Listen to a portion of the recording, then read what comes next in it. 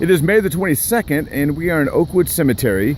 We are in the northeast corner over here by the intersection of Martin Luther King and Kamal.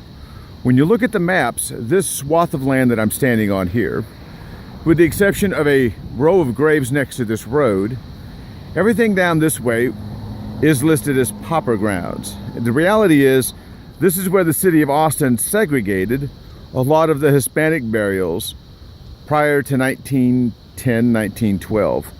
When you walk through this area, you'll find things like this that are in the ground.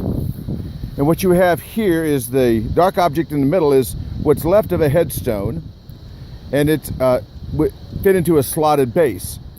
But over the time, they've added more soil and other things, and a lot of these features just are lying just below the grass.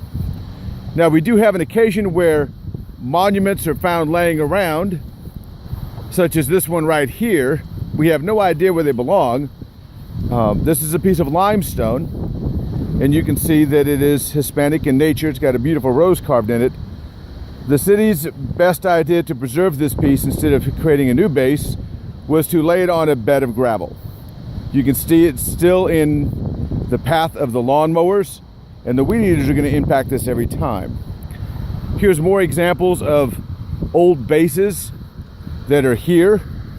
Now, it could be that if you measured the slot in this base here, not far away is the headstone that might fit in this. It's much like a key fitting in a lock.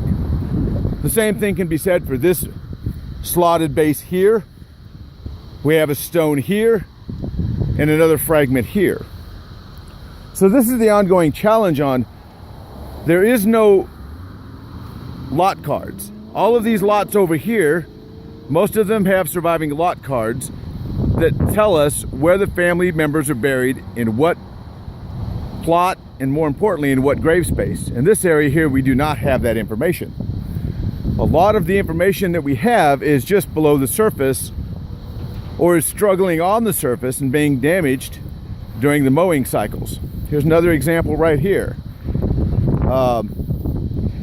Another Hispanic one from, it looks like 1904, 1905. Again, more fragments over here that are just kind of stacked up. Here's one here. Here's another one here. So you can see you don't have to go very far through here and you'll find them all over the place. Over the years, it's believed that cemetery crews have just discarded the fragments. We're not going to know where all these people are buried. It's physically impossible. But we do need to do a better job of cataloging and getting these pieces off of the ground, not sitting on pea gravel, getting them upright, and reaching out to the families and see what they know of, finding historic photographs. Problem is, the city is not budgeted for that. There's a nonprofit that has been established for many years that can assist in that kind of work, but they've been stifled by the current city management and told they needed permission to do any work out here from the families. So now what we have is somebody who's spending taxpayer dollars on private property without any authorization, no funding. And this is what we're left with.